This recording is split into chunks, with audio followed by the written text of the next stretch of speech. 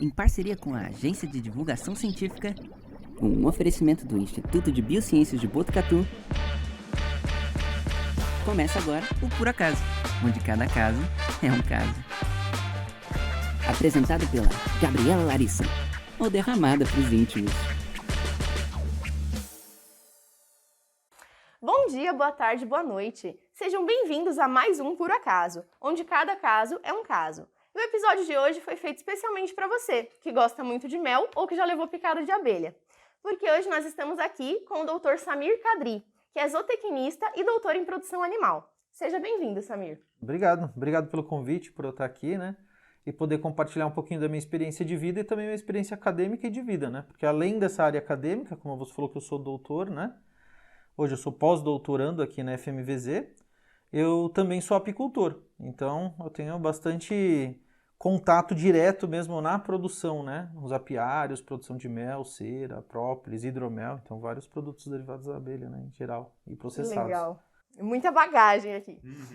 E também estamos aqui com o Arthur Gasparindo, que é estudante de biologia e morre de medo de abelha. Bem-vindo, Arthur. Oi. E a gente também está aqui com a nossa apresentadora, Gabriela Larissa, que eu não sei qual é a relação dela com abelhas exatamente, a gente nunca falou sobre isso. E aí, Bom, qual que é? Eu já levei picada de abelha e eu não sou alérgica. Excelente. E você come mel. Sim, eu como mel. Então já tem uma relação boa, já. É uma grande comedora de mel.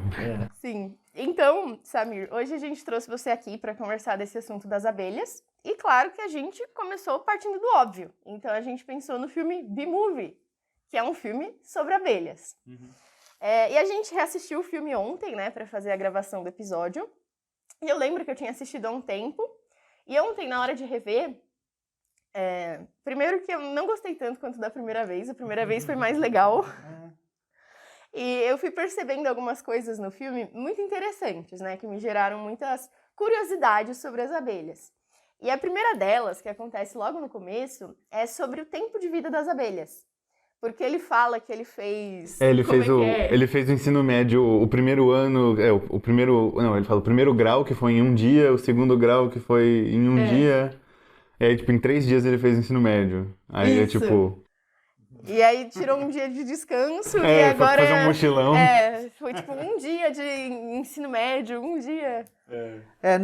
O filme B-Movie, né, também eu revi ele, né, algumas partes dele também essa semana, depois do convite que vocês me fizeram. Quando saiu foi muito bacana mesmo, assim, muito bacana. Obviamente, tem vários pontos no filme que foram adaptados para ter uma história bacana, né, para ser contado num filme, né. Tecnicamente, existem vários pontos que não condizem com a realidade, né? Mas, de modo geral, ele conta muito bem o que acontece dentro de uma colmeia, né? Dentro de um enxame de abelhas. Essa parte da idade aí é muito bacana porque a abelha Apis mellifera, né? Que é a abelha que está sendo retratada ali no filme, que vive que tem aquele formato do desenhinho, né, da abelha, né, listradinha e tudo mais. Então, ela é uma abelha europeia que se chama abelha Apis mellifera. Ela vive em torno de 42 dias de idade. Então, esse relato que ele fala, eu passei rápido de uma fase para outra, tirei o mochilão de um dia e tudo mais, realmente, na vida da abelha tudo acontece muito rápido. Então, existe essa transição entre as funções dentro das castas nas abelhas. E essa transição acontece muito rápido mesmo, né? Então, assim, um exemplo. Então, a abelha operária, que, em modo geral, no filme retrata todas as abelhas operárias ali naquele filme, né? Ela vive 42 dias. Já um zangão, que é o macho, que daí já vem aí não um erro, né? Mas uma adaptação, talvez, né? Para o mundo dos filmes, né? O macho, que é o zangão, ele vive 80 dias. Então, ele vive mais do que uma abelha operária. E a rainha, que é quem comanda toda a colmeia, ela pode viver até 9 anos. Então tem relatos. Tem uma vida média aí de 2, 3 anos, mas ela pode chegar até 9 anos de idade. Então existe toda essa diferença ali dentro do filme, né? Até é engraçado quando eu estava revendo, né? Eu já vi várias vezes, né? Então quando eu dou aula também coloco algumas partes do filme pessoal para comentar e tudo mais para graduação, né? E tem uma parte quando fala assim, quando ela vira campeira, né? Então, aquela parte que é a elite das abelhas do filme, né? Que são aquelas abelhas que vão ao campo coletar o néctar, viaja lá no parque, lá nos Estados Unidos e tudo mais. Ali nesse momento, ali então vocês veem que todas são que nem um soldado, são homens, né? No filme, né, em si. Aí já não retrata a realidade. Porque o Zangão, que é o homem do enxame, a única função que ele tem é a função reprodutiva. Então ele não tem aquela função de, eu vou lá voar, coletar néctar, coletar própolis, coletar água, coletar todos os recursos do enxame, né? Ele só faz o voo nupcial com a rainha, faz o acasalamento, e essa é a função dele. E, obviamente, come, bebe à vontade, fica sossegadão ali dentro do enxame. Então, tem aquela vida de marajá. Governador. Marajá ali dentro. Engraçado você comentar isso, Samir, porque eu passei exatamente essa vergonha. Apareceram essas abelhas, né, que vão no campo, polinizar e tal. Eu falei, olha lá os zangões. Aí o Arthur falou, esses não são zangões. E eu falei, como assim? E às vezes, né, é a licença poética do filme, mas às vezes vira um pouquinho de desinformação. O legal é que a imagem final foi a imagem de que é importante preservar as abelhas, que elas têm um papel fundamental. Aí, né, eles passaram em cima de algumas coisas. Sim, mas mesmo isso eu achei muito engraçado, né? O final do filme. Que eles, acabou todo o pólen do mundo, tem só dessas flores ornamentais aqui. Aí eles pegam o pólen da flor ornamental para ressuscitar todas as outras plantas, como se tivesse alguma... né, os botânicos... com a realidade. Você como um futuro biólogo, né, então você vê que, né, já distontou um pouco. A ideia que você falou mesmo é verdade, assim. É muito legal o filme mesmo para quê? Para mostrar a importância das abelhas. Mostrar que porque hoje em dia, muitas pessoas vivem em grandes centros, né? Só vai no supermercado e pega um pote de mel. Então, assim, nem sabe direito como que aquele pote de mel, aquele mel veio para ali, né? Nem para pensar a complexidade para produzir um mel. Então, para vocês terem uma ideia, então a abelha ela vai sair do enxame, essa abelha campeira, né? Que no caso é feminina e não masculina como no filme. Vai coletar o néctar flor a flor. Ela estoca esse néctar dentro de um papo de mel. Então, dentro dela mesmo. Não é digerido nada, é um papo de mel, não é um reservatório interno dessa abelha. E não é uma mochilinha que nem no filme. Não é uma mochilinha que nem no filme. É uma mochilinha interna, né, dela, né? Não é uma mochilinha externa. Então, ele volta, então, para o enxame, passa esse néctar para as abelhas laboratoristas, que têm essa função, que também são operárias, são femininas, né? Então, né? Elas vão fazer todo esse processamento do mel, então vai ter que, desse néctar, desculpa, vai ter que transformar o néctar em mel. E o que consiste transformar um néctar em mel? Ela tem que reduzir a umidade desse néctar e junto com esse processo de redução de umidade, que é feito sugando e voltando aquela gotinha várias vezes ali dentro da cela onde vai ser estocado, e também fazendo toda uma refrigeração, uma movimentação de ar dentro do enxame para poder secar, desidratar esse néctar, ela também vai inserir algumas enzimas que são produzidas por elas, né? E depois que desse néctar que tem 50% de água, ele vai cair para em torno de 18% de água só. Para ele se transformar assim num mel maduro que a gente fala, que é o mel que a gente colhe e vende. Cada viagem que essa abelha ela faz para coletar o néctar, ela pega em torno de 50 miligramas de néctar e volta. Vocês param para pensar que 50 miligramas de néctar e volta, reduzindo de 50% de umidade para 18%, então dão muito poucos miligramas, na verdade, cada viagem de abelha. Agora, quando vocês forem no supermercado, pegar um pote de mel de meio quilo, né? Vocês param para pensar quantas viagens de quantas abelhas foram necessárias para ser produzido aquele pote, né? Então, isso é assim, isso faz com que a população em geral, né? O filme, claro, ele retrata de uma forma, uma caricatura, né? Ele é um desenho, né? Mas retrata todo esse trabalho que tem, então... A abelha ela tem que crescer, sair daquela fase inicial, ela vai ter que se educar, né? Que nem fala lá no filme, né? Então, aprendendo na escola e tudo mais, né? Passando pelas fases, para depois virar abelha campeira, que teoricamente é o auge, é quando ela tem a maior experiência dela, que isso é verdade. É da metade da vida dela em diante que ela se torna campeira. Então, com 21 dias de idade, ela vai se transformar campeira, dos 21 aos 42 dias de idade. Então não é que nem no filme lá que ele fala que escolhe uma profissão e fica a vida inteira, né? Eles vão trocando. Esse é um outro detalhe que também não é igual ao filme, né? Então a abelha, dentro do enxame a gente tem 3 castas. Tem a rainha, que sempre vai ter só uma rainha, tirando algumas exceções de enxameação, mas em modo geral sempre vai ter uma rainha só dentro do enxame. Os zangões, que ele é em torno de 3% da quantidade de abelhas do enxame, e as operárias, que elas podem, o tamanho que é o que dá o volume do enxame. Então, praticamente tudo que você olha no enxame é operário, né? Pode variar esse volume de operárias até 80 mil, 90 mil, 100 mil operárias em um enxame. Essa variação que se dá ali dentro do enxame se dá em relação à disponibilidade de alimento que tem ali na região. Se tem muita flor, o que a rainha ela vai pensar? Bom, vou fazer bastante postura de operária, para ter bastante operária, para coletar bastante mel, pólen, alimento, para estocar para a época que não tiver. Como o ciclo é rápido, 42 dias, após 42 dias essas operárias vão morrer, né? Se não morrerem por algum outro motivo, né? Como no filme tem lá os motivos que podem morrer. Alguns são verdade, realmente. Né? Então, ela vai estocar o máximo possível de alimento ali dentro para poder ter alimento para o inverno. E daí, então, voltando nessa questão a abelha ela escolhe o que ela quer ser, o que ela não quer ser, a profissão dela, né?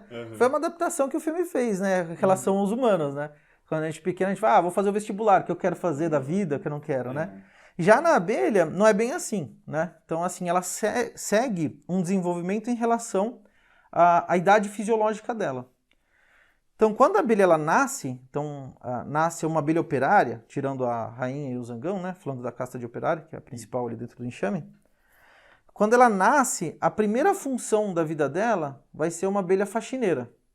Então, é o trabalho mais básico que tem dentro do enxame. Esse trabalho mais básico que tem dentro do enxame vai consistir no quê? Ela limpar, por isso mesmo que fala faxineira. Então, ela vai limpar todo o resto de sujidade que tem dentro do enxame. Então, por exemplo, nasceu uma larva de abelha no favo. Sobrou aquele resto de larva dentro do favo. O que essa abelha faxineira vai fazer? Vai lá, vai retirar todo esse resto que tem dentro do favo, limpar, jogar para fora do enxame. Ela carrega, joga para fora do enxame. Passa uma fina camada de própolis ali para esterilizar, porque o própolis é bactericida, fungicida, né? Né? Para deixar limpinho ali para a rainha vir e depois fazer uma postura. Então, morreu uma abelha dentro do enxame, ela vai pegar essa abelha e jogar para fora. Então ela vai fazer toda essa limpeza do enxame. Então essa é a primeira fase da vida dela. Então, a segunda fase da vida dela vai ser a abelha nutriz. Então, depois de alguns dias, ela vai se transformar de faxineira para nutriz. Então, qual que é a função dela de nutriz? Já fala, nutrição, né? Nutriz. Ela vai ter o desenvolvimento das glândulas hipofaringianas e glândulas mandibulares, que são as glândulas que ficam na cabeça da abelha, que vão produzir a geleia real. Então, assim, primeiro ela é faxineira, limpa o enxame. Depois, passou alguns dias, ela se torna nutriz, que é quando desenvolve essas glândulas. É por isso que ela se torna nutriz. Ela para de ser faxineira e vira só a função de nutriz. Vai produzir geleia real dentro do enxame. Que é um alimento que a rainha come e as larvas também comem. Tanto de larvas de zangão quanto de operário. Até uma idade específica ela vai comer essa geleia real. Certo? Uma vez que acaba essa fase de nutriz dela, ela entra na fase de engenheira. Então, que é engenheira? Já o nome diz também, né? Ela vai fazer toda a engenharia interna do enxame. E dentro de um enxame de apis mellifera, você vai falar, mas o que é toda a engenharia interna de um enxame? Como constrói um enxame, né? Qual é a matéria-prima da construção do enxame? É cera. Então, assim, tudo dentro do enxame é cera, praticamente. Claro, tirando própolis, que é estocado, que é utilizado, né? Não estocado, desculpa, ele é utilizado para fechar algumas frestas, para limpeza, tudo mais aquilo que eu falei. O mel que foi estocado, o pólen que foi estocado. Mas a estrutura em si do enxame, os favos, são feitos de cera. Então, uma vez que passe alguns dias e essas glândulas hipofaringianas que produzem lá a geleia real, elas começam a regredir, as glândulas serígenas que ficam no abdômen da abelha começam a se desenvolver. Né? Esses pares de glândulas serígenas que tem no abdômen da abelha. E daí começa a desenvolver, ela começa a secretar então cera. Então essa abelha engenheira, nessa fase de engenheira, ela vai secretar cera e vai moldar todos aqueles favos ali de dentro. Então ela é engenheira, que vai fazer toda a estrutura. Depois dessa fase, quando não começa a regredir essas glândulas serígenas, ela entra na última fase interna que ela vai ter dentro do enxame, que é a abelha guardiã. Então, essa última fase que ela vai ter interna, ela vai ficar guardando a entrada do enxame. Então ela vai estar ali dentro no enxame, na entrada, dentro de uma caixa, né, que a gente fala de produção. aquela caixa de madeira padrão que os apicultores utilizam, se chama ali alvado, o nome da entrada. Esse é o nome técnico, né, que a gente fala. Ela vai ficar ali na entrada e vai ficar reconhecendo todo mundo que chega. Então, chegou uma abelha que não é do enxame, então ela tem duas opções. Ou bate nessa abelha e manda ela embora, ou deixa ela entrar. Mas ela vai deixar entrar quando? A abelha é muito esperta, né? Quando essa abelha é de outro enxame, ela tá vindo com comida. Se ela chegou com néctar, com pólen, legal, pode entrar. Você é bem-vinda. Se chegou sem nada, só quer entrar ali só para xeretar, batem nela e mandam embora.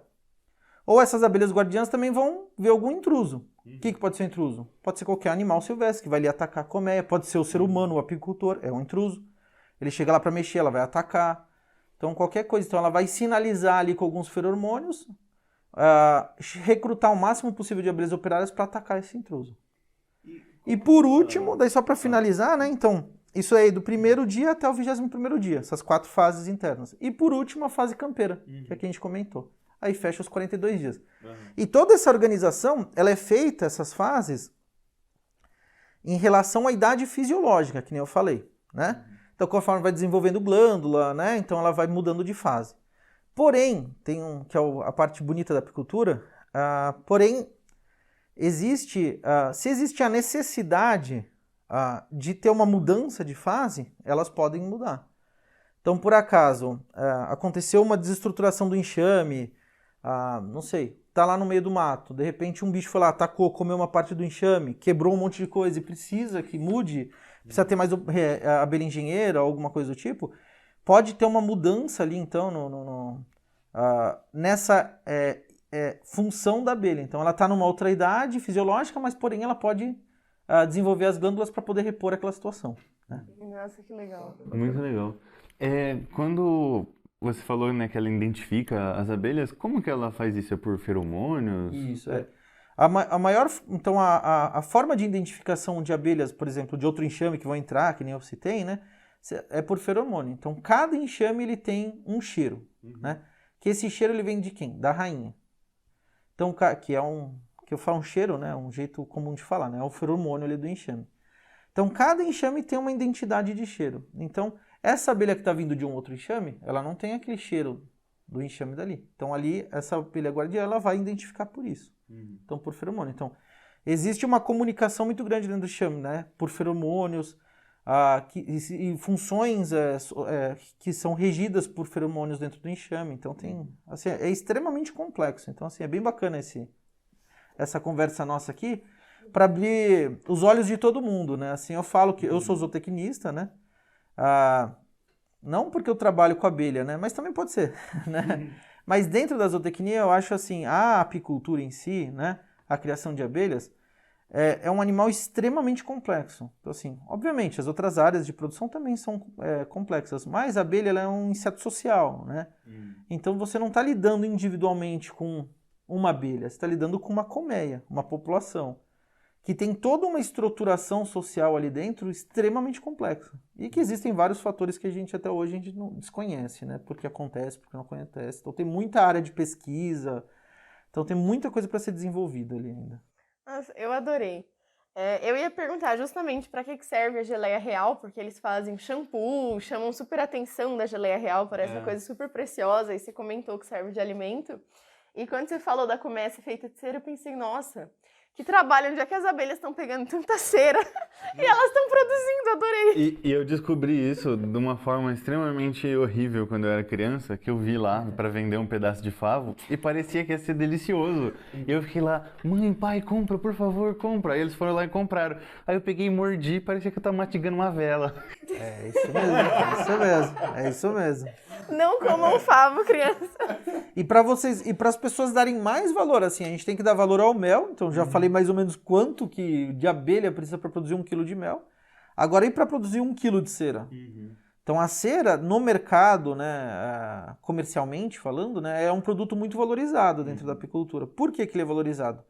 Porque para a abelha produzir 1 quilo de cera, ela precisa ter ingerido em torno de 6 a 8 quilos de mel.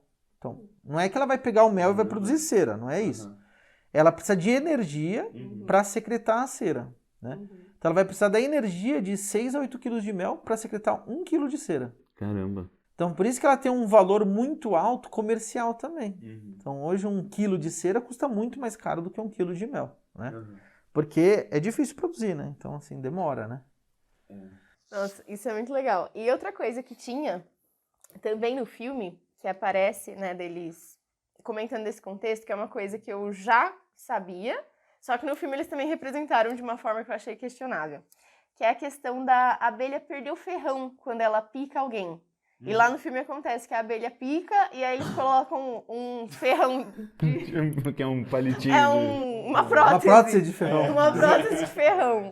Isso eu já ouvi falar, né, desde que eu era criança, tanto essa parte quanto a parte da abelha reconhecer as abelhas da colmeia. Eu só não sabia que realmente tinha um grupo especializado. Eu achava, né, igual o filme representa, que as abelhas sentavam em roda e dividiam as funções. Não, eu descobri recentemente no Instagram, eu achei a coisa mais gracinha, que era uma moça lá, que ela tava falando, você sabia que às vezes as abelhas se arrependem de picar você? E aí se você não mexer nela, ela tira o ferrão e não dá nada, ela não inocula veneno. E aí a abelha tinha picado ela ficou esperando, e a abelha ficou, tipo, andando de um lado pro outro assim e saiu. E não ficou ferrão, não inchou nada.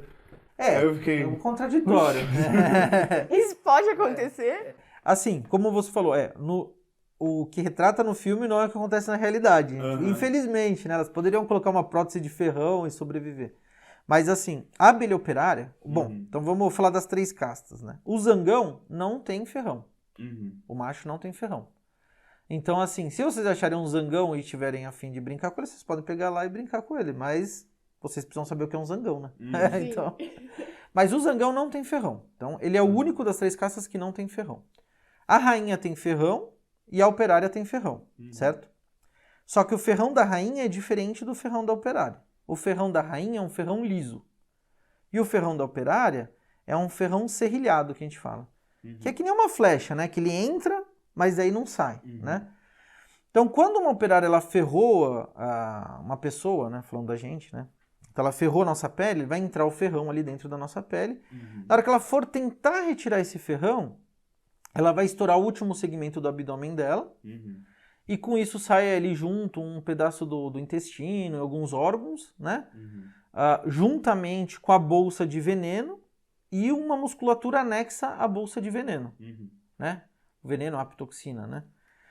E que essa musculatura anexa à bolsa de veneno, ela aos poucos vai apertando a bolsa de veneno e vai injetando aos poucos o veneno. Então, uma vez que ela ferrou, ela não injetou tudo de uma vez o veneno ali. Tá injetando aos poucos, fica pulsando e vai injetando aos poucos ali o veneno, certo? Aquele exemplo que você falou do Instagram, tem vezes que a abelha ela vai lá e ferroa, você pega uma abelha e coloca na sua mão, ela ferroa realmente muito leve, por cima, não tão forte. E se você não mexer, ela vai soltar e vai embora, não vai soltar o ferrão e vai embora. Só que isso é uma ferroada muito leve, que provavelmente essa pessoa pegou a abelha e colocou na mão, tal, então não foi uma ferroada, né, de um ataque de um enxame em si, né, de defesa, né, de um enxame. Então, assim, o correto até fica aí para dica para quem, né, é tomar uma ferroada de abelha, nunca você pegar com os 2 dedos e puxar o ferrão. Porque na hora que você for fazer esse movimento de pinça para puxar o ferrão, você vai apertar a bolsa de veneno e vai injetar todo o veneno de uma vez. Então isso não vai ser bom, né? Então o ideal, que nem o pessoal antigamente falava, né? Não sei se vocês já ouviram falar, o pessoal que está escutando, né? Pegar aliança e raspar com a aliança, ou pegar uma faca, raspar com a faca. Então o ideal é você, toma uma ferroada, você pega uma faca e você raspa para tirar o ferrão. Dessa forma você não vai apertar a bolsa de ferrão. Então é uma dica aí que fica para você sentir um pouco menos de dor, né? E sofrer menos. E a parte mais interessante, que acho que eu gostaria de compartilhar com vocês, né?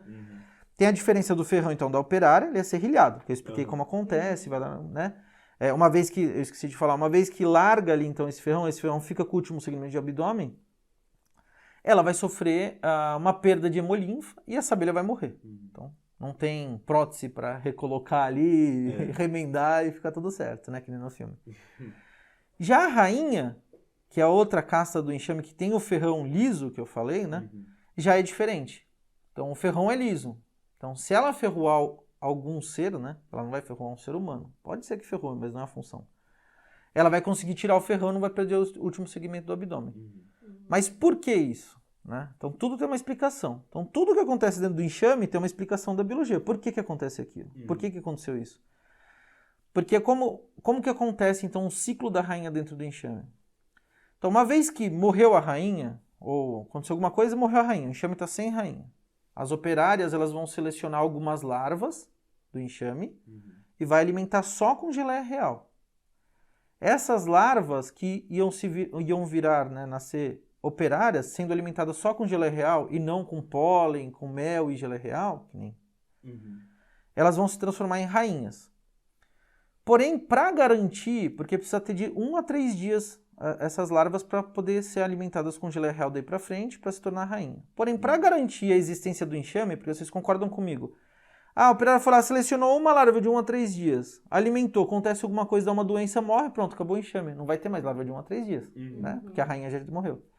Então, para garantir a existência do enxame, essa operária ela vai produzir 8, 9, 10 rainhas. Escolhendo 8, 9, 10 larvas para se transformar em rainha. Só que daí lá no começo comecei a falar, dentro do enxame só tem uma rainha sempre, não é verdade? Mas ela está produzindo 9, 10 rainhas. O que vai acontecer? Vão nascer, teoricamente, 9, 10 rainhas. E não pode, só pode ter uma. Então a primeira rainha que nascer dessas 9, 10 que elas estão fazendo, ela vai tentar matar todas as outras rainhas. Então se tiver ainda dentro da realeira, que é o casulo onde nasce a rainha, ali a larva, essa primeira rainha ela vai pegar o ferrão dela, vai chegar lá e ferroar lá dentro. Então se fosse serrilhada, ela ia ferroar, ia largar o ferrão, ia morrer e acabou o enxame. Entendeu? Então daí não teria porquê. Se chegou a nascer uma ou outra rainha, se nasceram 2 rainhas ao mesmo tempo dessas 9, né, ela não deu tempo dela ir lá nas larvas e matar, elas vão brigar entre elas. Quando ela der a primeira ferroada uma na outra, ela vai ferroar a outra e vai sair correndo e vai se esconder. Ela para a briga na hora. Porque ela não pode correr o risco da outra ferroar ela e as duas morrerem.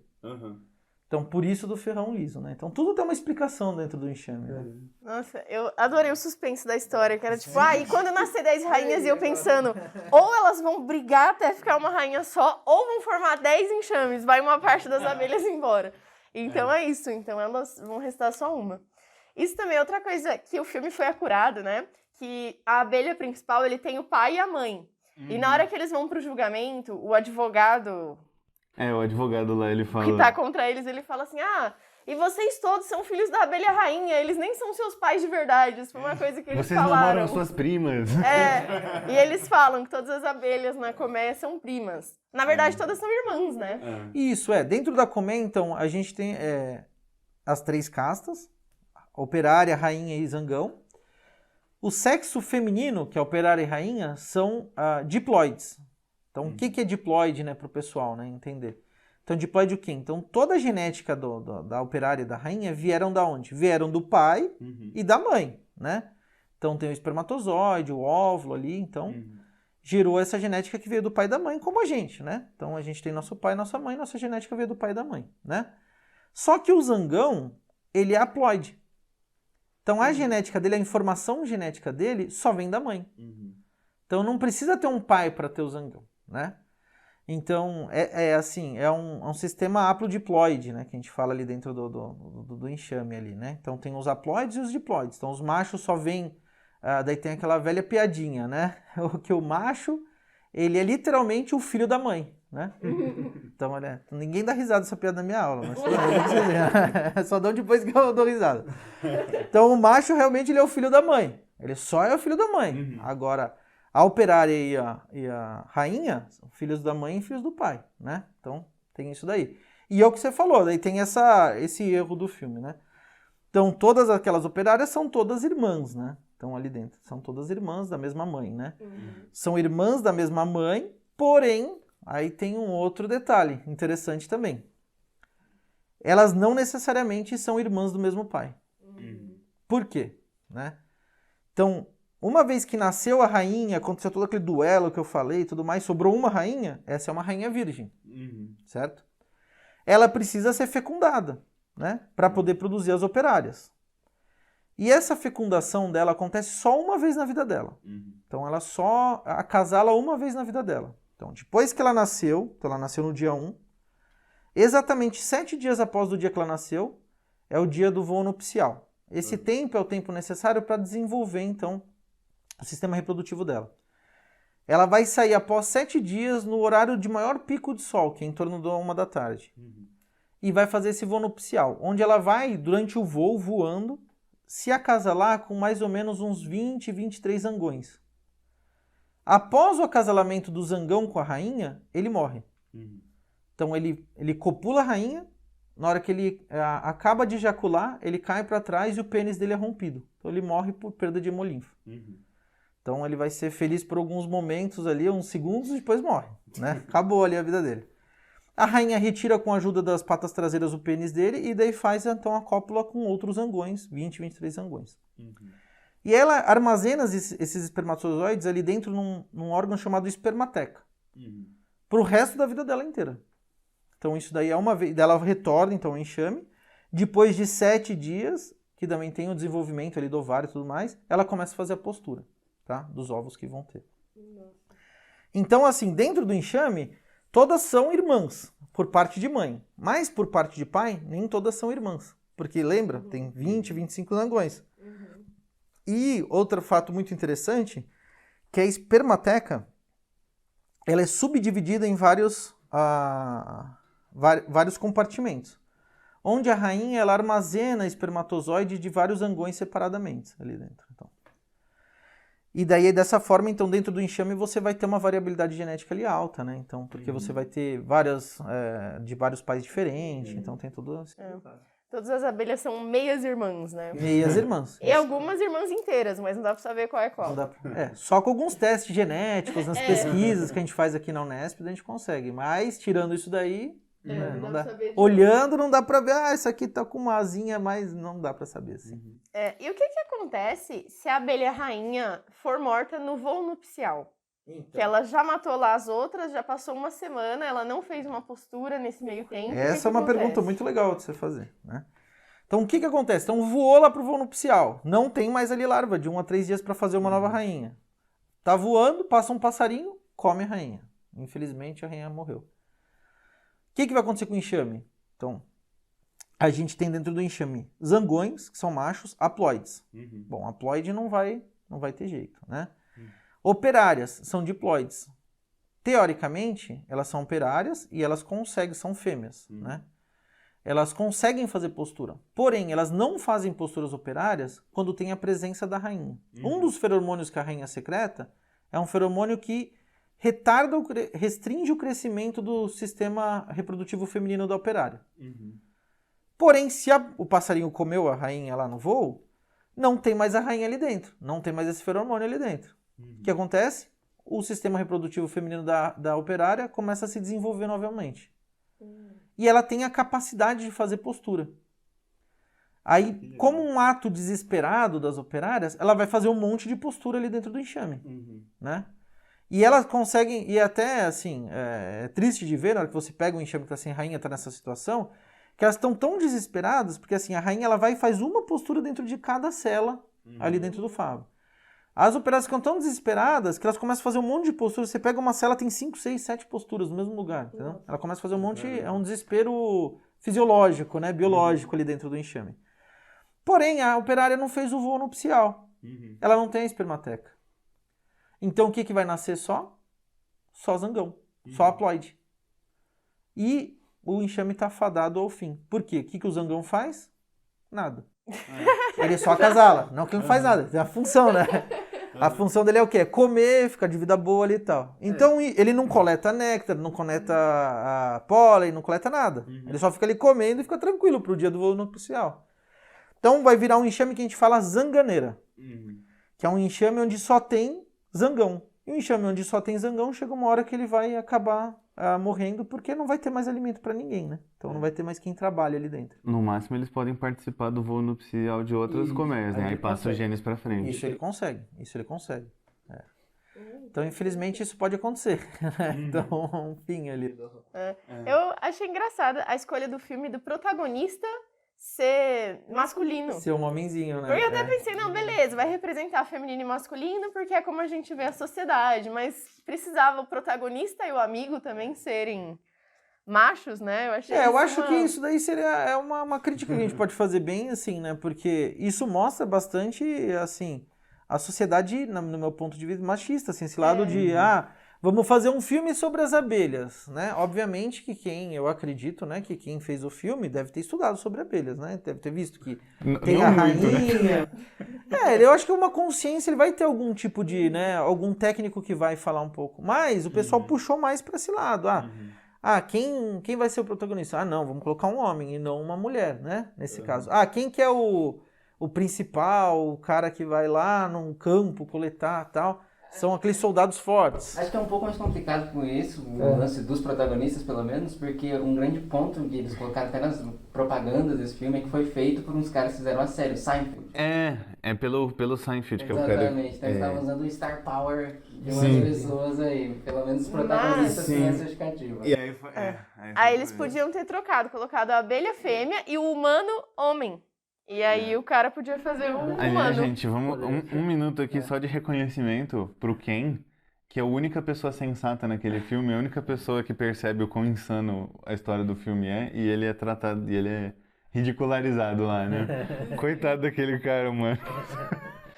Tudo bem que no começo ele queria matar a abelha, não precisava, né? Mas depois ele chega e fala, o que vocês estão fazendo? Aí a mulher fala, eu tô ajudando ele a processar a humanidade. Tô ajudando a abelha. Aí ele fica, quê?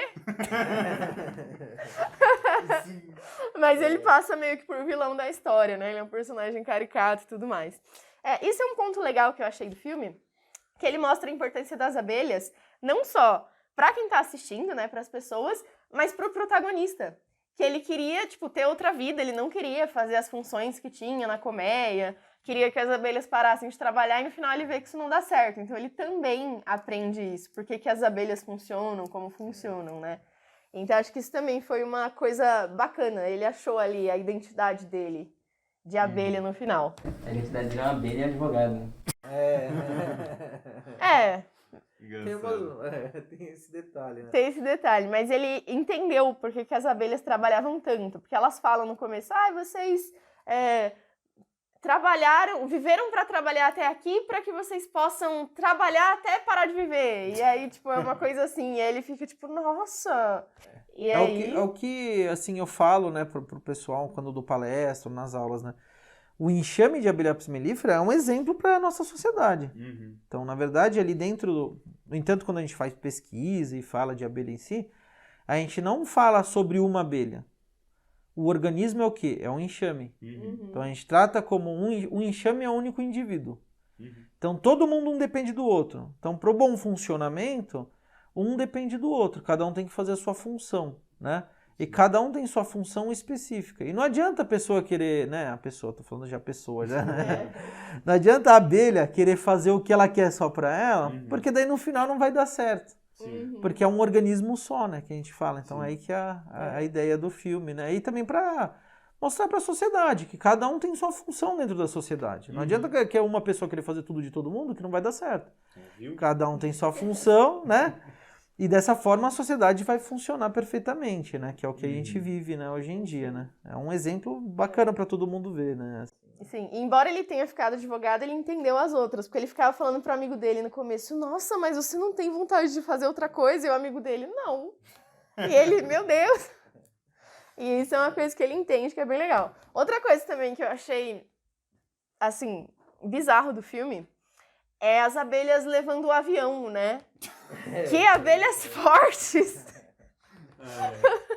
Assim, as abelhas, elas, se a gente for, obviamente, elas não vão levar um avião nunca, né? Mas se a gente for pensar pro tamanho da abelha e o quanto ela consegue carregar, por exemplo, de pólen, são duas pelotas bem grandes em relação ao tamanho do corpo dela, elas são extremamente fortes. Mas, obviamente, para carregar um avião não tem jeito, né? Aí já deu uma extrapolada grande ali, né?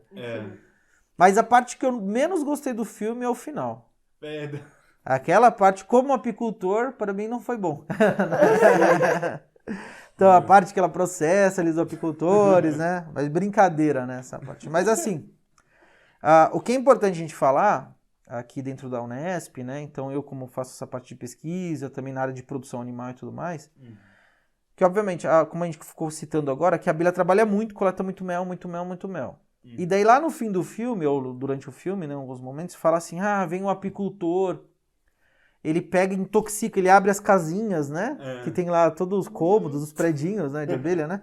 Então ele abre as casinhas, que na verdade é a caixa lá da abelha, intoxica todas as abelhas, elas ficam doentes, elas caem, meio que morrendo lá, e rouba tudo delas e vão embora. Em certo ponto é verdade, tá? Não tira a realidade ali do enxame, do vídeo, né? O apicultor, para poder manejar as abelhas, ele tem a necessidade de utilizar a fumaça. E a fumaça ela tem várias funções. Não é essa função de... A ideia da fumaça não é intoxicar as abelhas para elas desmaiarem, que acontece no filme lá. Se o apicultor estiver usando a fumaça excessivamente, isso vai acontecer. Você pode até matar um enxame, colocando muita fumaça. Você pode intoxicar. Então, usando da forma correta, que é dar 2, 3 borrifadas e parar, então ela vai ter algumas funções. Quais são as funções da fumaça, tecnicamente falando? Então ela tem a primeira função, lembra que eu falei, as abelhas se comunicam por feromônios, pelo cheiro ali e tudo mais, nessa parte? Uma vez que você joga fumaça, você quebra essa comunicação. Lembra lá a guardiã? Ela vai soltar um feromônio de alarme, para chamar as outras a recrutar e atacar alguém. Joguei a fumaça, camufla ali esse feromônio, fica difícil dela recrutar as outras. Essa é uma das funções, tá? A segunda função da fumaça, uma vez que você borrifa a fumaça, aquilo ali dá um sinal de alerta de que tem fogo, alguma coisa para o enxame. O que as abelhas vão fazer imediatamente? Elas vão sair correndo, vão lá no favo de mel e vão comer o máximo possível de mel que elas conseguem. Para quê? Para, teoricamente, é fogo, alguma coisa, ela tem energia para poder voar e ir embora. Por que para o apicultor isso é importante? Né? Uma vez que ela vai lá e come o máximo de mel que ela consegue, ela vai distender o abdômen. Então ela vai ficar com a barriguinha dela bem cheia, né? Então, quando você sai de um churrascão, né? A barriga vai ficar dura, né? Né? Cheia. A mesma coisa vai acontecer com a abelha, vai ficar dura, vai ficar cheia. Ela ficando cheia ali, né? Ela não consegue fazer o movimento de ferroada, que é um movimento de movimentar ali o abdômen e ferroar.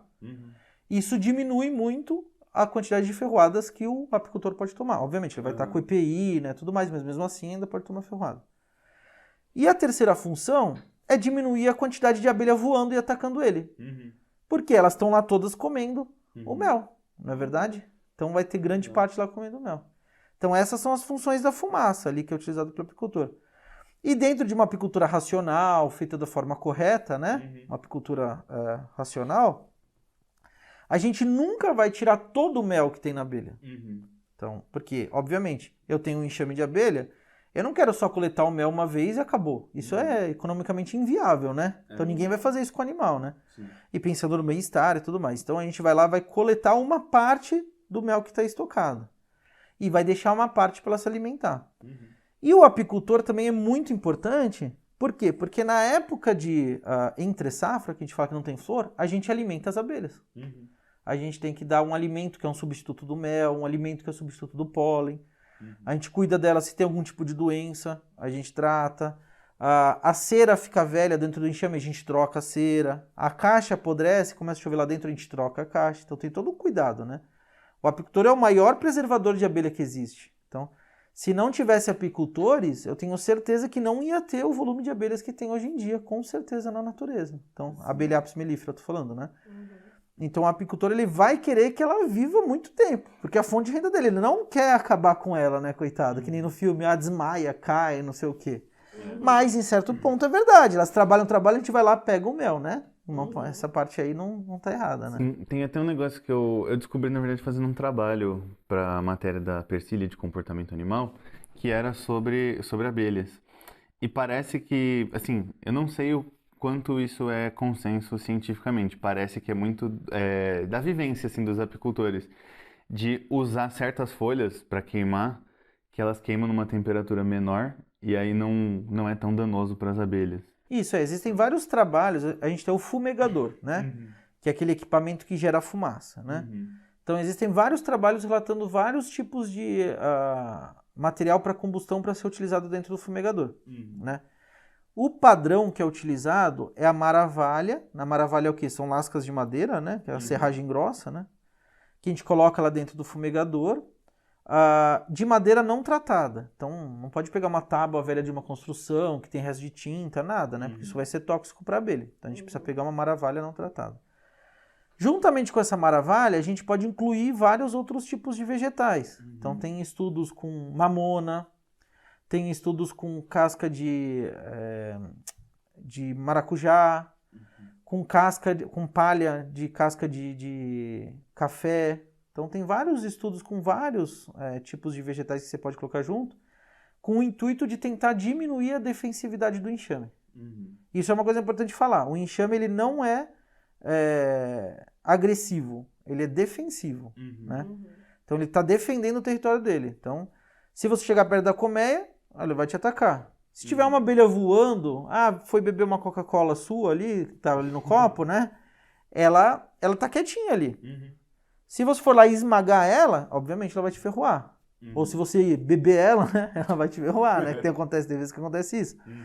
Então ela é defensiva, ela se defende. Ela não ataca, ela não vai sair lá da Coca-Cola e te viu, odeio esse humano, vou voar na testa dele e vou ferroar a cabeça dele. Não, ela não vai fazer isso. Ela vai defender ali onde estão as crias, ou se defender quando ela está fora do enxame. Esse é outro conceito bacana de se falar pro pessoal. Sim. Uma outra vez que apareceu no filme também, é quando eles olham de cima, quando eles vão pro campo para pegar o pólen, eles olham de cima as bolas de tênis e acham que são flores. Isso é engraçado. As abelhas, como elas discernem as flores? É pelos feromônios ou pela cor? Ela é uma grande parte pela cor, né? A bola de tênis é bem bacana, assim, falar da bola de tênis, que, na verdade, uma hora ela vai lá, né, ela acha legal a bola de tênis e ela gosta, porque ela gruda. Ela é meio fofinha, né, tal. E daí ela gruda nela e o moço tá jogando tênis, ela voa pra lá e pra cá, né, quase morre, né, lá. Mas, na verdade, a abelha odeia o que é fofinho.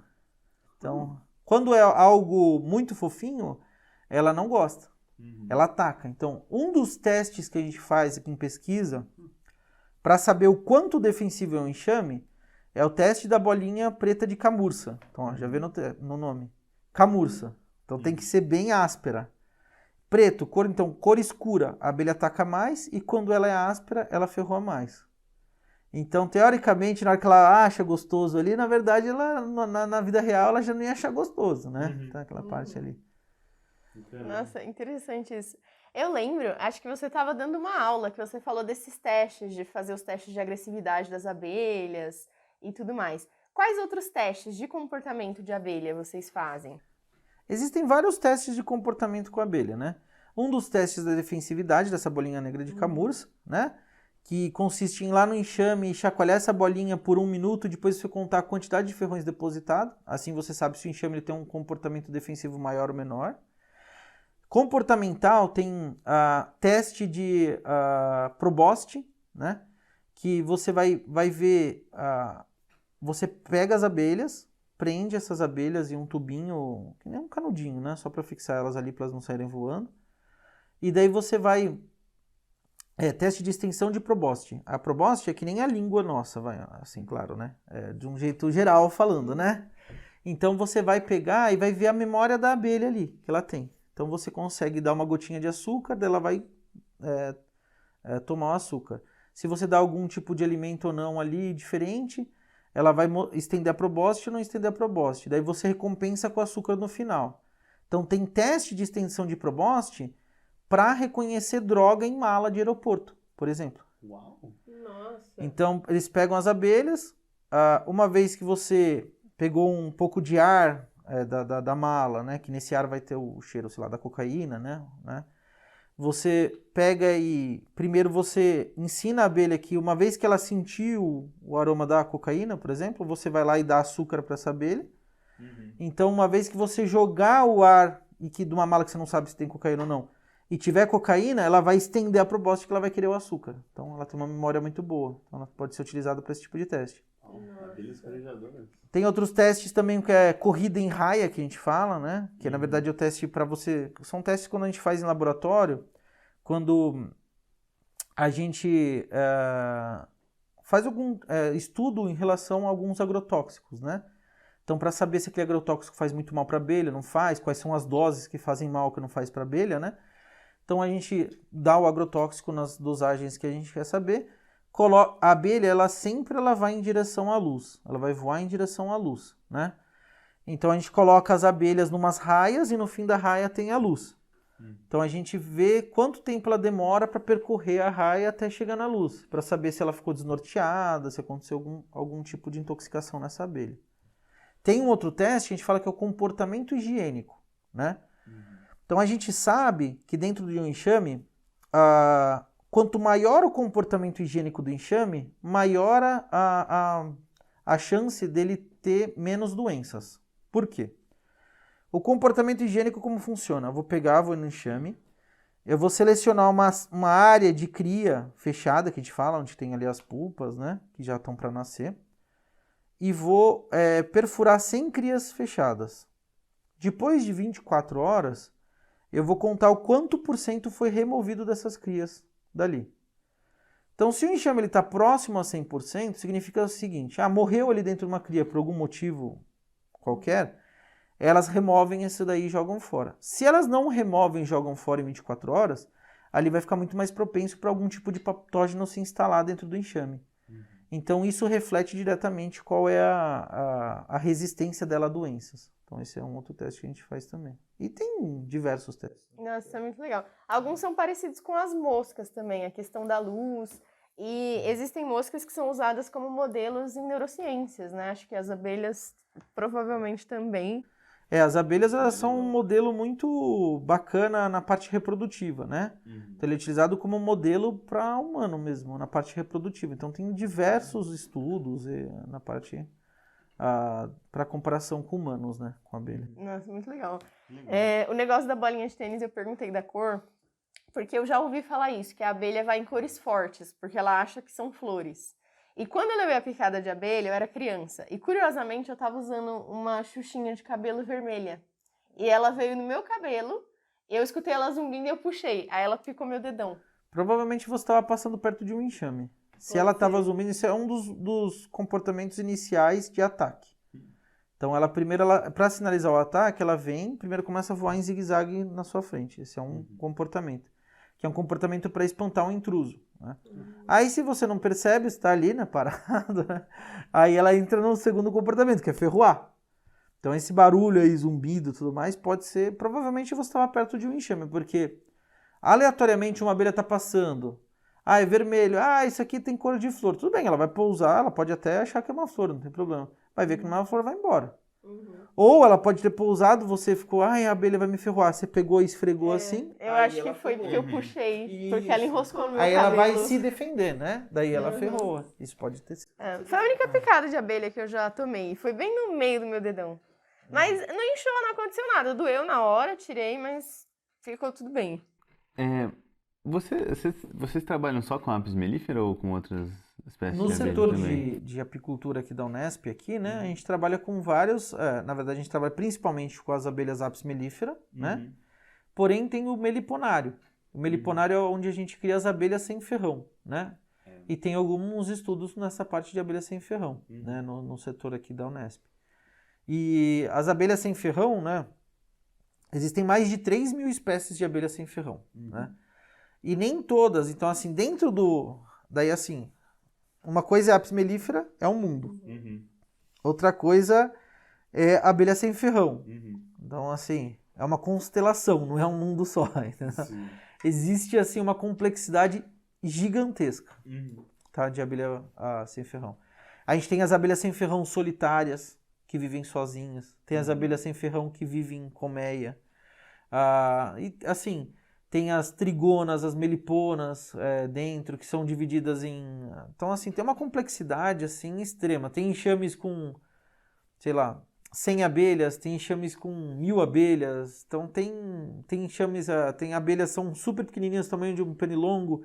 Tem abelhas que são grandes, do tamanho de uma apis ou maior ainda. Então, tem, assim, é extremamente... Tem preta, tem verde fosforescente, tem azulada, tem amarela, tem assim, É lindo. É muito grande mesmo. Uma variedade enorme. Sim, quando eu descobri esse negócio de que tinha uma abelha sem ferrão, meu mundo caiu, cara. Porque eu tinha tanto medo de abelha quando eu era criança, justamente por causa do ferrão. Eu tinha muito medo de ser picado.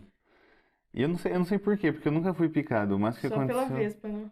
Eu já fui picado por... Mas não era criança, não. Eu já era adolescente. E esse é uma coisa muito bacana, que hoje em dia, então, assim, como tem esse mundo gigantesco de abelha sem ferrão, tem muita gente que tem abelha sem ferrão como pet.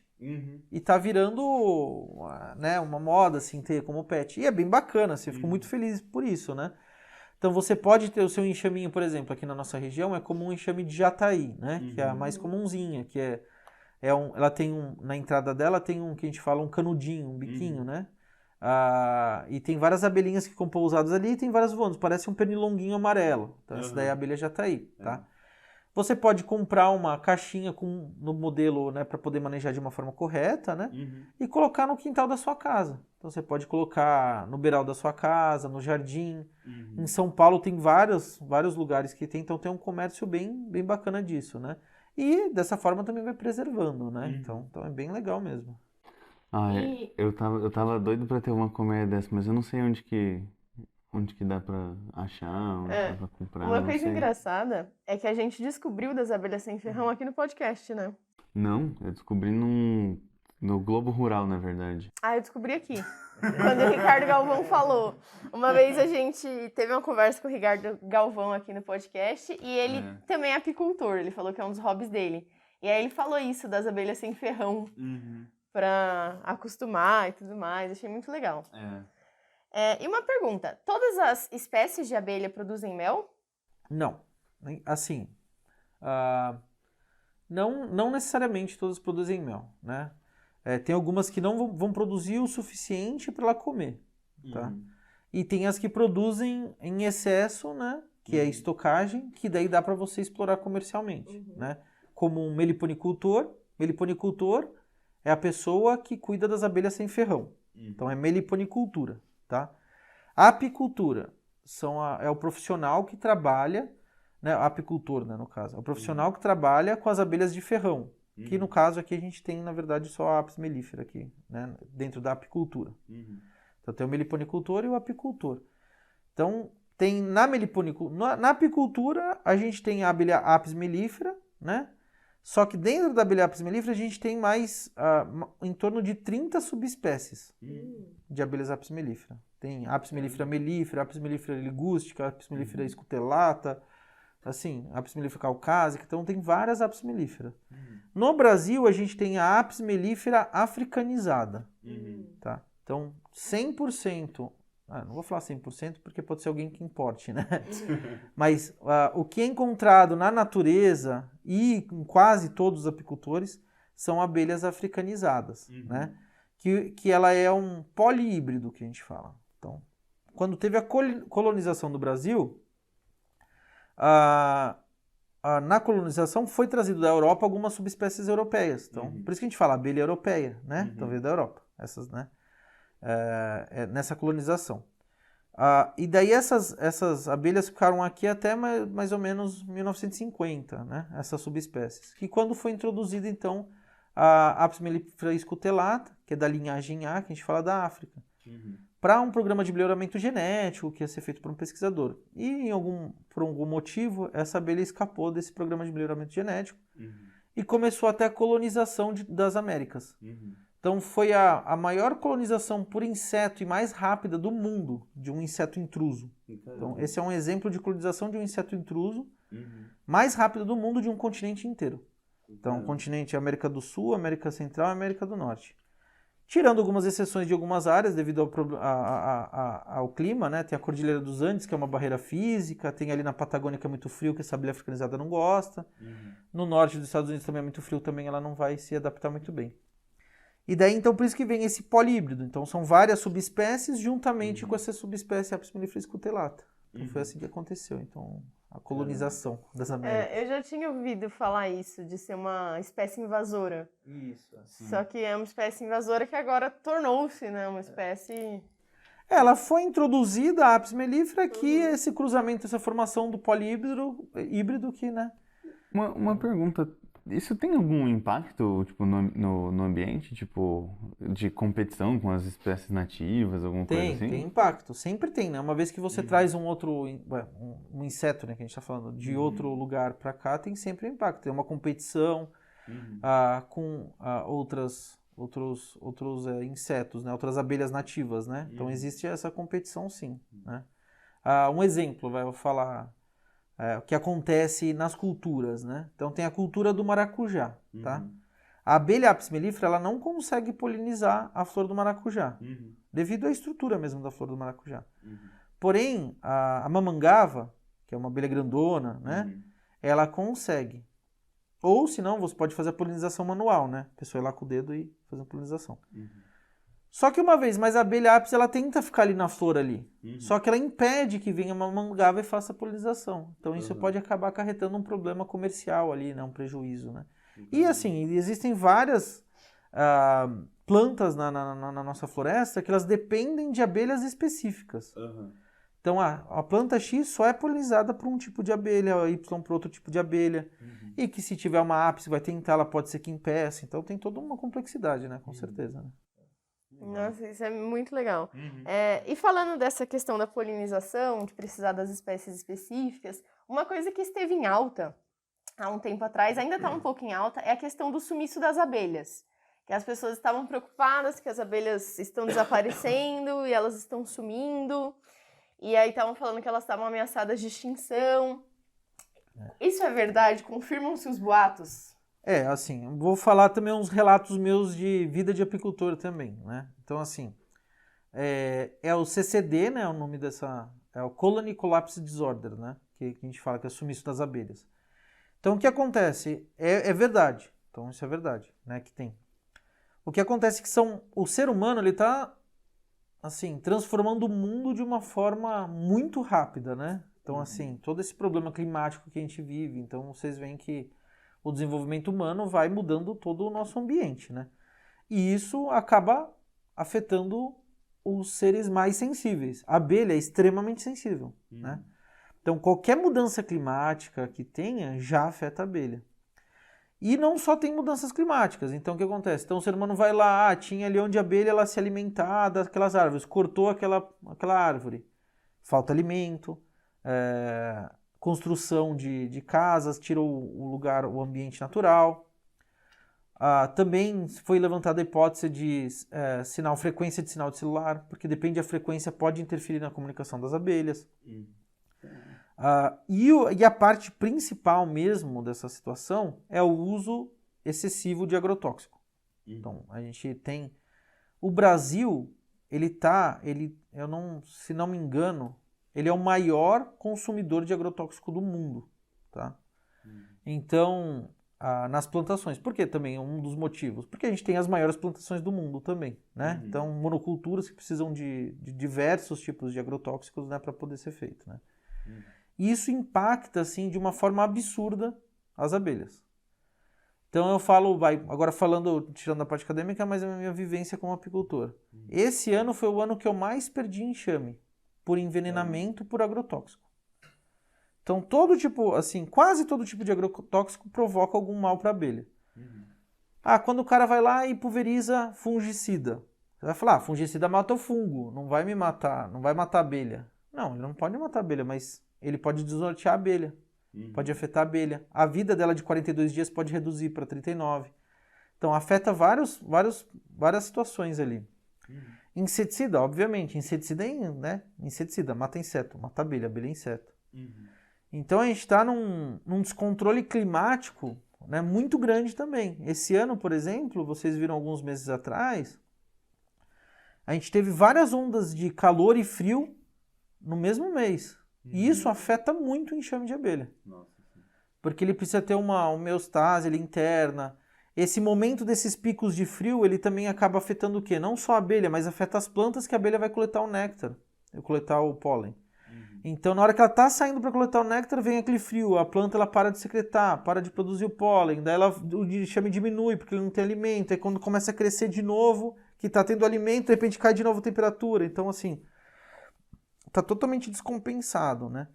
Então, os apicultores hoje, né, estão vivenciando um momento, assim, muito complicado. Então, assim, que se não for feito, aí vem minha opinião pessoal, se não for feito nenhum tipo de política séria em cima disso, de controle de agrotóxicos de uma forma sustentável, em monoculturas, né? Eu falo monoculturas em geral, a apicultura, não, na minha opinião, não tem muitos anos de vida.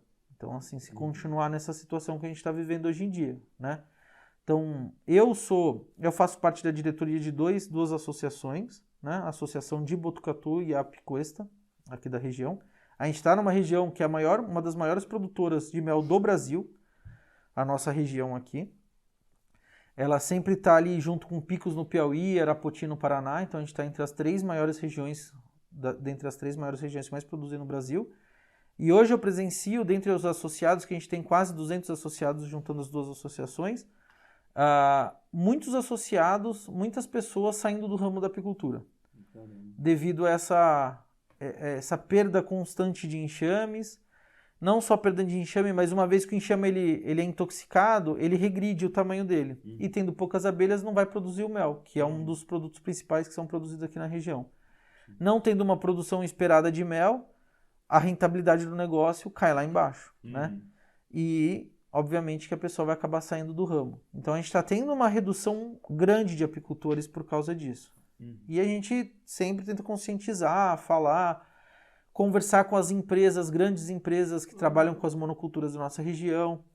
Elas tentam trabalhar juntamente com a gente. Então, a gente tem projetos de parceria para tentar conciliar, né? Porque muitas vezes não tem como eles não utilizarem alguns agrotóxicos, mas porém tentar conciliar esses manejos juntamente com o manejo de abelha para a gente retirar nesses momentos e tudo mais. Então a gente tenta trabalhar nessa parte, mas ultimamente está sendo difícil a vida do apicultor. Imagina a das abelhas, né? Pois é. Eu tinha uma pergunta, na verdade, que é sobre o negócio de que as plantas que as abelhas usam, pegam o néctar, influencia na qualidade do mel. Isso mesmo. Isso é de sabor ou de valor nutricional? O mel, a gente tem o mel de várias floradas. Então, quando você vai no supermercado, ou em um apicultor, ou numa feira comprar um mel, você vai ver que tem lá um mel silvestre, mel de eucalipto, mel de laranjeira, né? Então esses são os 3 principais mel que tem. Obviamente tem regiões que tem mel mais específicos, né? Então assim, a abelha para produzir o mel, o que é o mel basicamente? Ela vai lá, coleta o néctar e transforma e tira a umidade do néctar. Claro, e insere algumas enzimas ali. Mas o sabor do mel, ele vem da planta que foi coletado. Então, o mel de laranjeira vai ter um sabor diferente, porque a laranjeira, ela tem uma composição diferente de minerais, aromática, do que um mel de eucalipto, que ele é um mel mais escuro, né? A coloração muda bastante. Então tem floradas que o mel chega a ser transparente, tem floradas que o mel chega a ser preto. Por exemplo, mel de florada de caju, no Nordeste, ele é preto, não é preto. Você pega um mel de cipó-uva, que é um cipó que tem aqui na nossa região aqui de Botucatu, né? Tem em Minas Gerais também bastante. Ele é um mel bem clarinho, tem vezes que ele chega a ser transparente. Então você vê que tem essa variação absurda de coloração e sabor, né? Na forma comercial falando, quanto mais claro o mel, mais valor ele tem. Quanto mais escuro, menos valor ele tem. Porém, nutricionalmente falando, quanto mais escuro o mel ele é, mais minerais ele tem. Quanto mais claro, menos. Então assim, nutricionalmente falando, o mel escuro ele é melhor nutritivo do que o mel claro. Ele é menos gostoso para ser...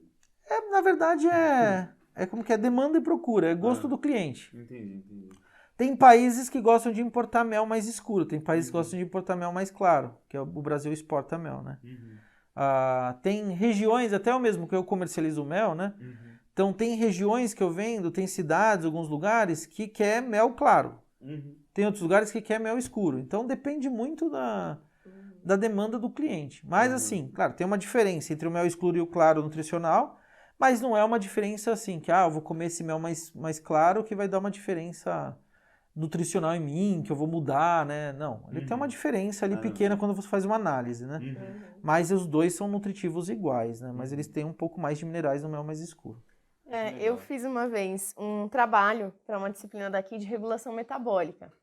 E aí, na disciplina, eu decidi que o tema do trabalho era sobre hidromel. E aí a gente foi falar do hidromel, como usar as técnicas. E muitas das coisas que a gente estava fazendo eram relacionadas a antioxidantes. A gente estava medindo a quantidade de antioxidante nas comidas. E essa foi uma das coisas que eu comentei, que a cor do mel e a quantidade de antioxidantes vai variar. Geralmente, colorações mais escuras também vão ser maiores quantidades de antioxidante. E esse dia foi muito legal, porque parecia que eu tava fazendo a maior propaganda do hidromel. Porque é uma bebida bem rica, já que ele é feito a partir do mel. Então, muitas propriedades do mel vêm junto, né, com o hidromel.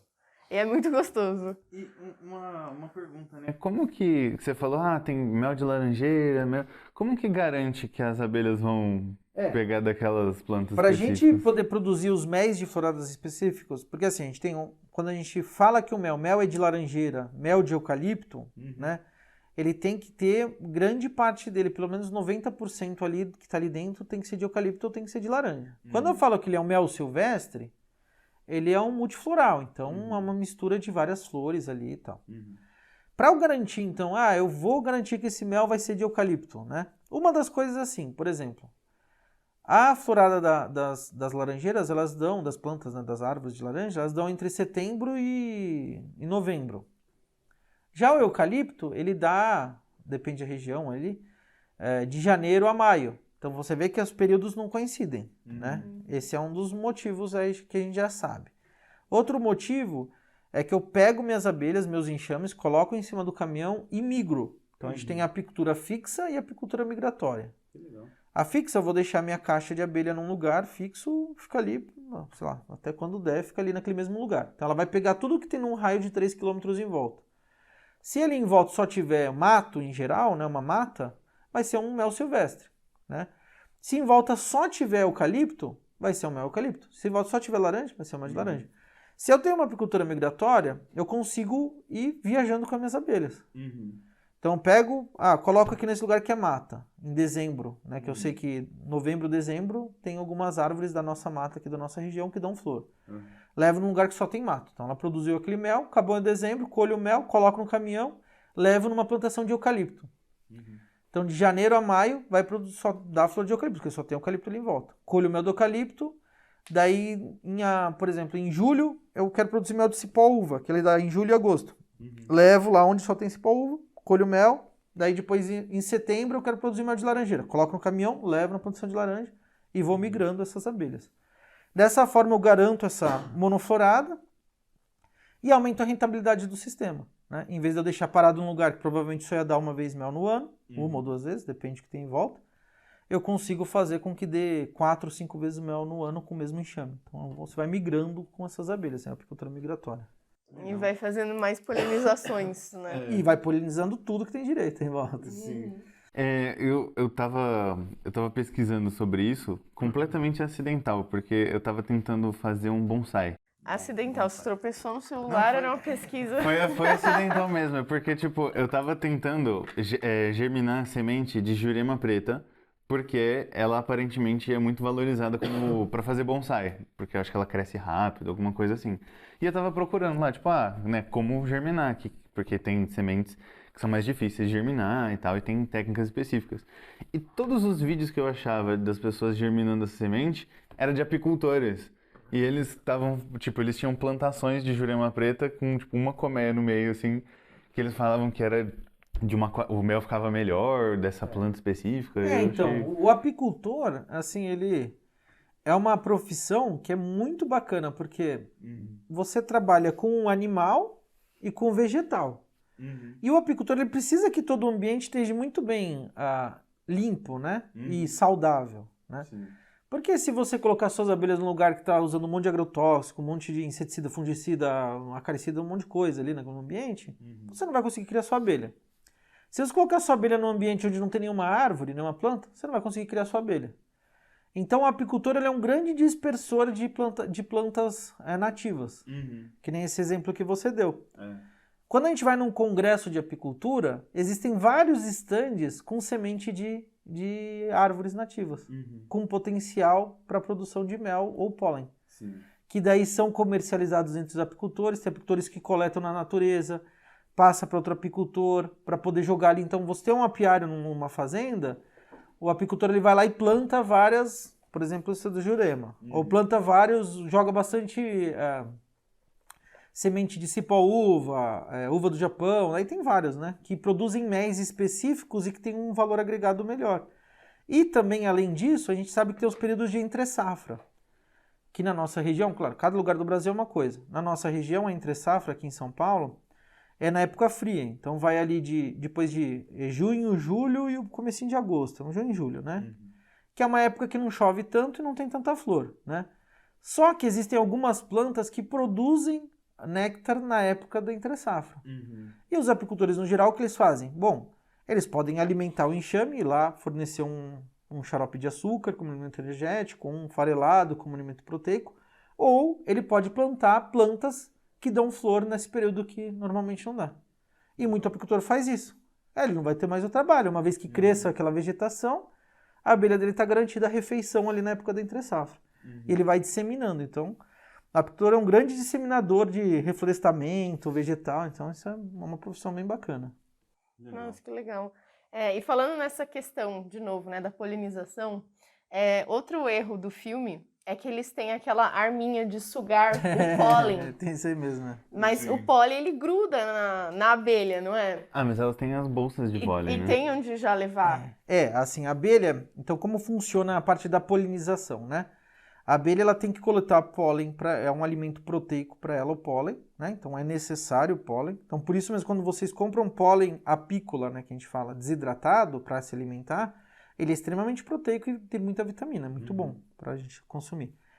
Ela vai coletar, então ela vai visitar a planta, vai pegar o pólen da flor e vai, com o auxílio das mandíbulas, ela vai colocar na tíbia dela, onde ela tem uma deformação. Nessa deformação, que é onde ela faz a pelotinha de pólen apícola. Então ela pega vários grãos de pólen das plantas, aglutina com saliva, com um pouco de néctar, e fazem 2 pelotas em cada uma das patas dela. Que tem que ser exatamente idênticas durante a coleta, porque senão desestabiliza o voo dela, ela não consegue voar. Que legal. E daí ela vai para dentro do enxame e vai armazenar e tudo mais ali para o enxame comer, né, futuramente.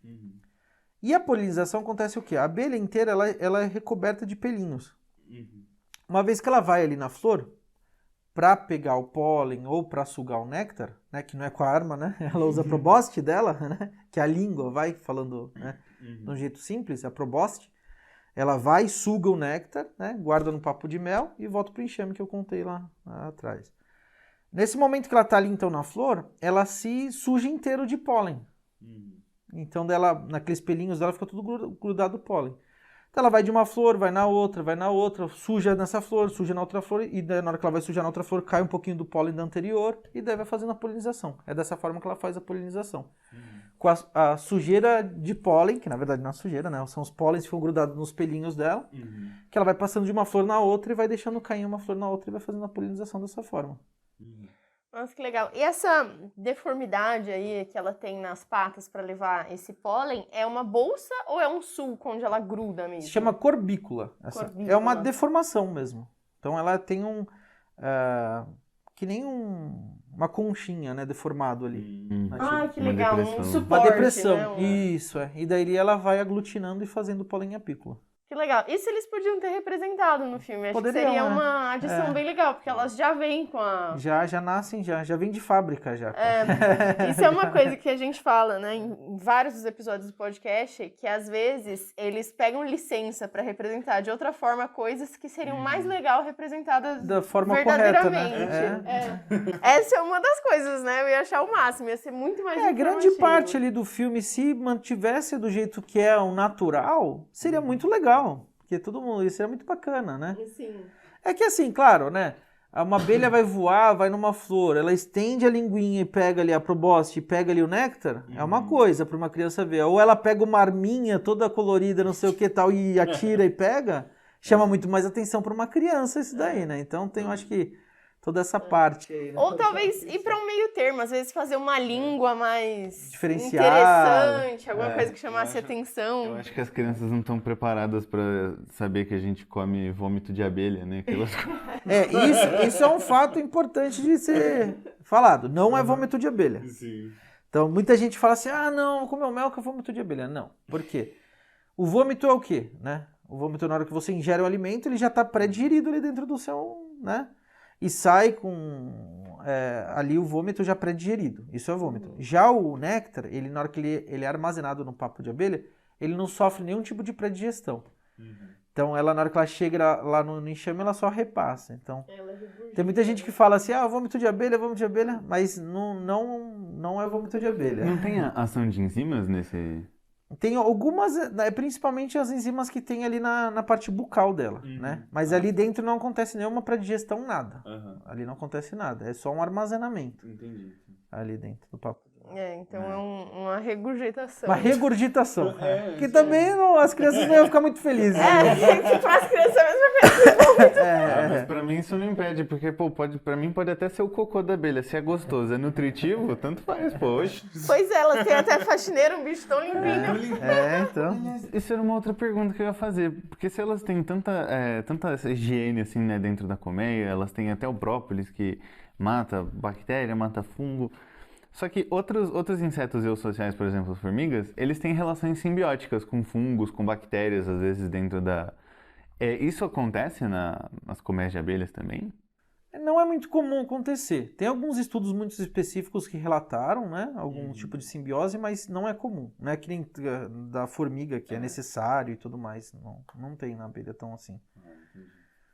Aliás, isso também é uma informação legal, que a formiga é outro animal que faz a partenogênese, né? Que gera filhotes sem fecundação. Todos os insetos eusociais, né? Cupim também faz isso. É muito bacana. Explique o que é eusociais. Perdão. Insetos eusociais são insetos que vivem nessas comunidades, assim, que se dividem em castas.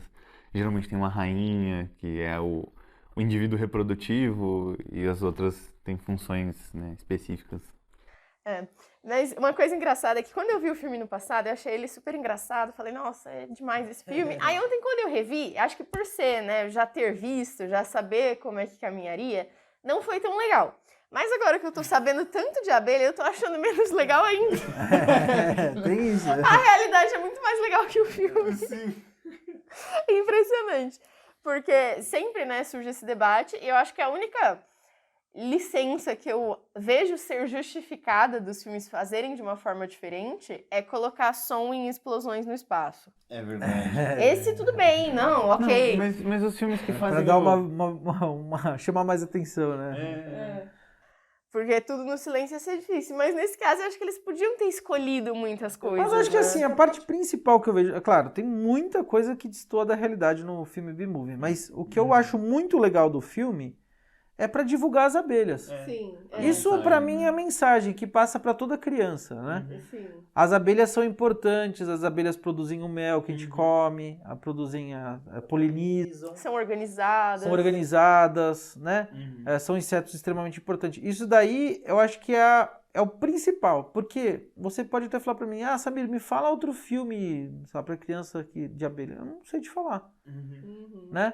Então, assim, ele é um filme meio que único, no entanto, quando a gente dá aula de apicultura, todo mundo fala o B-Movie, todo mundo fala desse filme. Sim, Então, seria importante que se fizessem vários B-Movies, né? O B-Movie 2, o B-Movie 3, sei lá.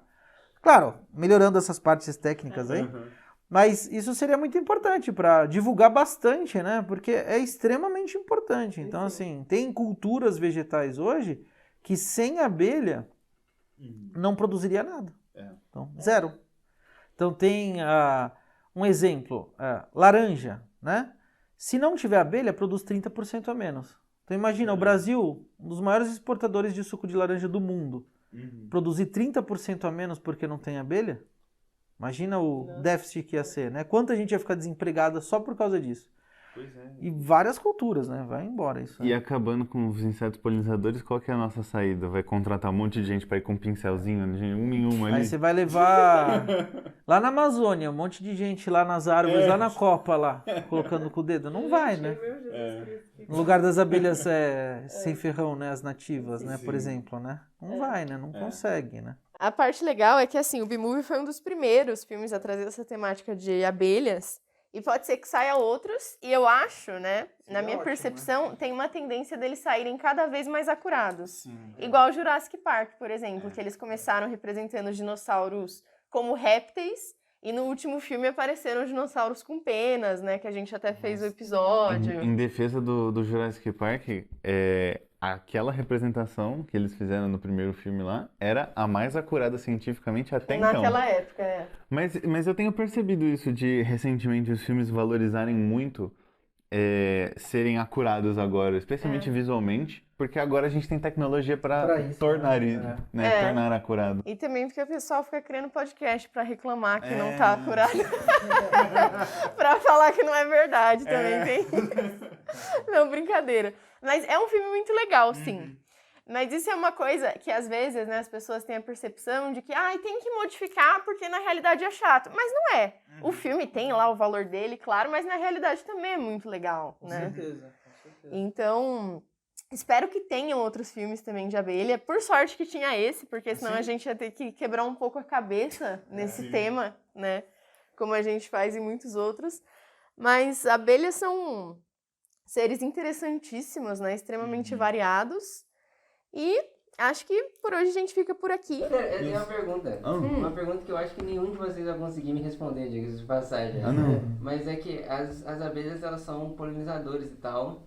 E elas têm essa função muito importante pro planeta Terra e tal. Como que isso foi selecionado? Ela tira alguma vantagem óbvia e direta disso para isso ser selecionado? Ou é só um acidente, por acaso as abelhas são o motivo da gente continuar existindo? Na verdade, é o contrário. As plantas evoluíram para se aproveitar dos insetos que polinizam elas. Então a planta ela vai lá e oferece algo que é interessante, tipo, coloca uma comida e aí coloca um negócio de pólen assim pra, sei lá, o inseto tá indo pegar a comida e ele esbarra no negócio. Então geralmente tem essa anatomia da planta. Mas tem esse negócio todo da coevolução também.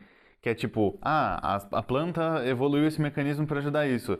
Aí o inseto evolui também porque tá ajudando muito ele. Aí, tipo, ele fica mais adaptado a fazer isso. E aí vai fazendo isso. E aí ele acaba vai tendo... sempre selecionado, Isso. né? Exatamente, né? Não é... enfim. Mas aí isso acaba causando, por exemplo, ter plantas que são extremamente específicas para certos insetos e insetos que são extremamente específicos para certas plantas. Inclusive, você me lembrou de uma coisa, uma curiosidade. Tem um jogo, que eu não lembro o nome do jogo. Você já jogou esse jogo. É um jogo de cartas que você tem que colocar datas. Aí você coloca uma carta na mesa, e aí você tem um fato na sua mão, e você precisa colocar se você acha que foi antes ou depois daquele que tá na mesa. Lembrei, o Timeline. Isso, Timeline, obrigada. Ó, que simples, o nome tem tudo a ver. E esse jogo do Timeline, uma das cartas é o surgimento das abelhas.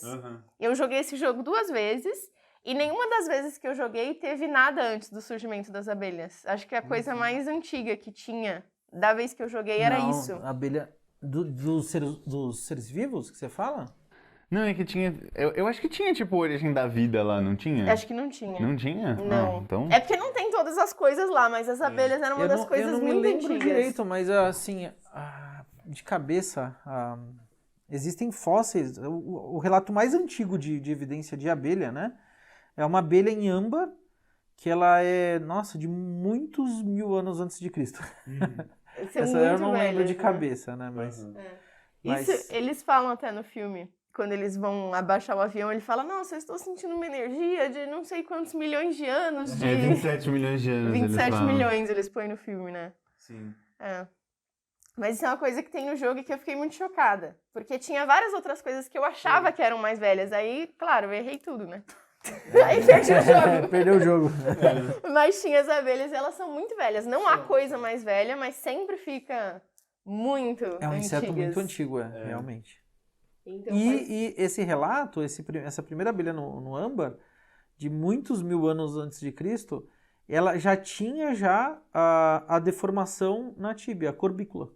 Então ela já fazia polinização desde essa época. Então isso que é o bem bacana desse âmbar ter achado com essa abelha e tal, é que relata da corbícula. Nossa, que legal. Isso é muito legal. Tem um timeline também de descobertas científicas, que parece muito legal. Uau. Vamos comprar esse jogo. Então, acho que agora podemos ficar por aqui. Foi um papo muito legal. Aprendi muita coisa divertida. As abelhas realmente são muito interessantes. Então, muito obrigada, Samir, pela presença. Muito obrigada, Arthur, pela parceria. E obrigada a todo mundo que assistiu até o final. Tchau, E tchau. foi isso. Muito obrigado por nos ouvir. Siga a gente nas redes sociais para não perder o próximo episódio. Nós estamos no Instagram, no @puracaso.cast. Te vejo na próxima.